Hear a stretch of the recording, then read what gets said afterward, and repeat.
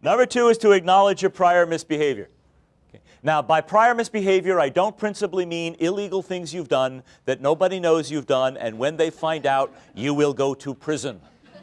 Okay. If you've got any of those, I urge you to seek legal counsel before you seek risk communication counsel. And that's not what I'm talking about. What I'm talking about is things that reflect badly on your company or badly on you as an individual that are already in the public domain. They are already known or knowable. So the question of whether you should continue to keep them secret or reveal them doesn't arise. They have already been revealed. Maybe the public knows, maybe the public has forgotten, maybe the public never noticed, but it's on the public record. Okay? So they're not secrets. We're talking about once it's on the public record, should you keep talking about it or should you shut up about it? Okay? Everybody see the difference between that and secrecy? Okay? Having emphasized that difference, let me mention something about secrecy. Let me talk about secrecy for a minute. Okay? The rule of thumb for secrecy is that a secret that has been revealed by somebody else does roughly 20 times as much harm as a secret that you reveal yourself. Now that's only a rule of thumb, but it's a useful one because it enables us to do math.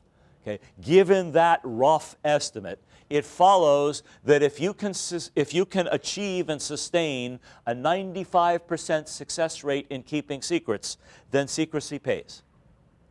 And if you can't sustain that record, then secrecy doesn't pay. So if, for example, you successfully keep 99% of your organization's secrets, then 1 time in 100 a secret is revealed, it does 20 times as much harm, and you're still ahead of the game.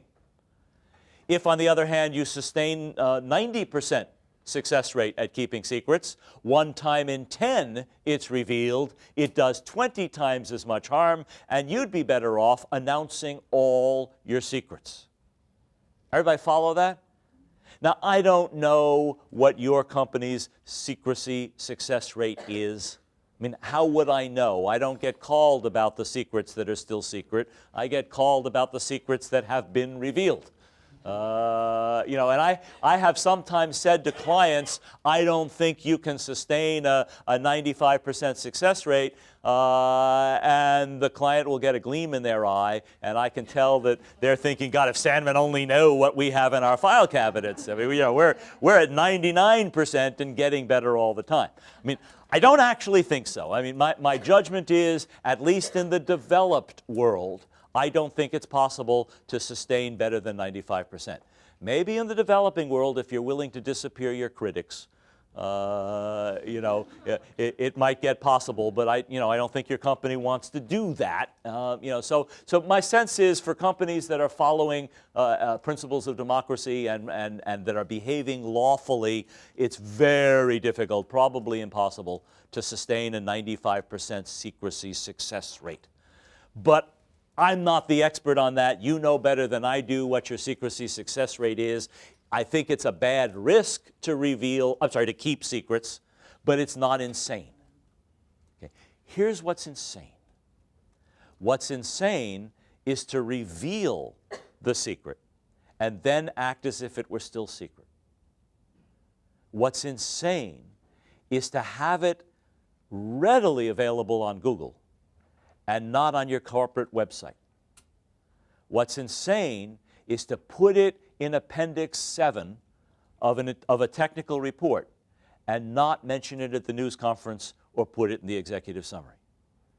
And the reason why that's insane is because it combines all the disadvantages of secrecy with all the disadvantages of candor. What you're doing is you are revealing the secret while allowing your critics to claim you're trying to keep it secret. Okay? You're revealing it, but you're leaving them to decide when to pounce on it, when to emphasize it, how to frame it. Okay? So in a high outrage environment, that's insane. There are only 2 possible behaviors with regard to bad news, embarrassing information in a high outrage environment. You keep it secret, knowing that if they find out it'll do 20 times as much harm, but they may never find out, or you wallow in it. talking about it endlessly. The middle, okay, where you reveal it once and don't talk about it anymore, is not a viable option. The middle where you reveal it in some place you think people won't see is not a viable option. Now, the reason why this is important to emphasize is because the middle is exactly what PR tells you to do. Okay? Because PR is based on the assumption of a low outrage environment. And in a low outrage environment, if you take a PR course, they will say, don't keep secrets, you know, because it's too high a vulnerability. If you've never told anybody and the secret gets out, some whistleblower reveals the secret, it will do 20 times as much harm. You're better off revealing your own secrets. And PR people will tell you to reveal your own secrets. But they will tell you to do it once on a slow news day, preferably Friday, because nobody reads Saturday's paper. Okay? And what they're aiming for is you reveal it and hopefully nobody will know. Okay? But you can prove that you didn't keep it secret, but you haven't actually told anybody, nobody's actually heard. That's the goal, and that's not a stupid goal in PR. Okay? So they go on to say, what do you know, I mean, if you ask a PR person, what should you do if somebody did hear it and wants to talk about it? What do you do if somebody asks you about this embarrassing thing that you revealed once? And what's the answer in PR? Those of you who know PR, the answer is change the subject. And there's a term of art for changing the subject. It is called, who knows? Evasion. No, that's what the critics call it. But what PR people, you know, or they call it spin, what PR people call it is bridging. Okay? And if you have taken a course in PR, you probably learned bridging. You know, have you stopped beating your wife? I'm glad you asked about my wife. Let me tell you about the wonderful health advocacy program she's working on. Okay? And you bridge from wife beating to other aspects of your wife that you find it more comfortable to talk about. Okay? Now, that's not insane. It's not candid, but it's not insane in a low outrage environment. You know, you can have your cake and eat it too. You can reveal the secret without anybody knowing. Okay? But in a high outrage environment, it's insane. In a high outrage environment, you either keep it secret or you wallow in it. You know, so BP, for example, for the foreseeable future, every time BP talks about health, safety, environment, they're going to have to talk about the oil spill in the Gulf of Mexico. Everywhere in the world, that was a big enough event. It'll last longer, of course, in the U.S., and longer still in the southeastern U.S., in the states that were most affected. But you know, everywhere in the world, every time BP for the next decade or more, every time BP talks about safety and environmental issues, they're going to have to talk about the spill.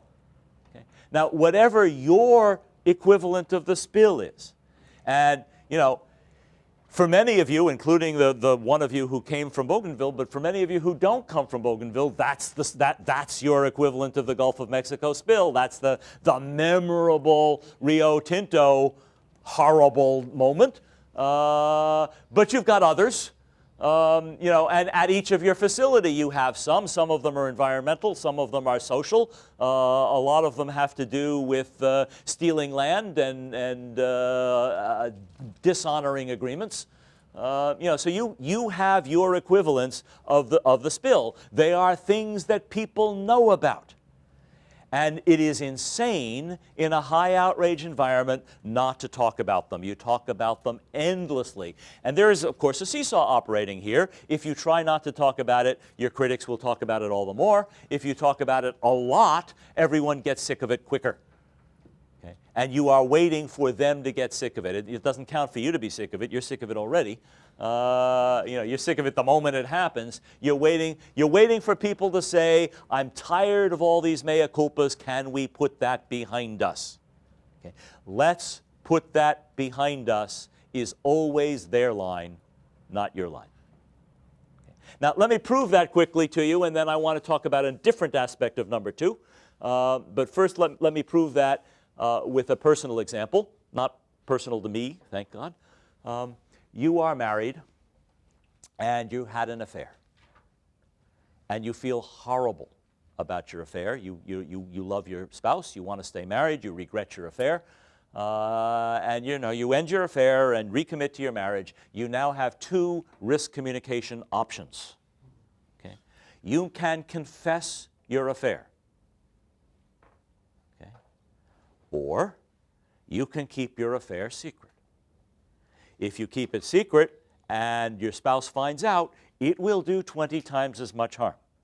But your spouse may not find out. Okay? If you confess it, you're going to have to talk about it a lot. Does everybody agree that bridging is not an option? Okay. You're not going to be able to confess your affair on a slow news day. And thereafter, if your spouse wants to talk about it, change the subject. That's not going to work. Okay. Talking to outraged people about things your company has done wrong is like talking to your spouse about your affair.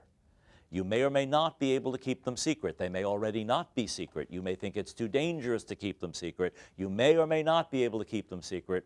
But if you're not keeping them secret, the only option left to you is to wallow in them.